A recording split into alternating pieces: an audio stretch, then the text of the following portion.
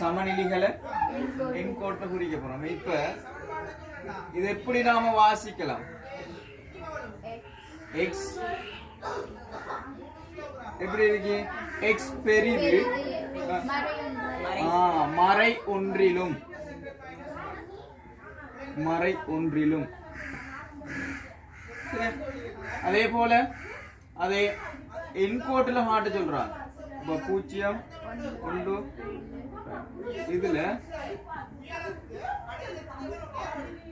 இந்த என்கோட்ல வந்து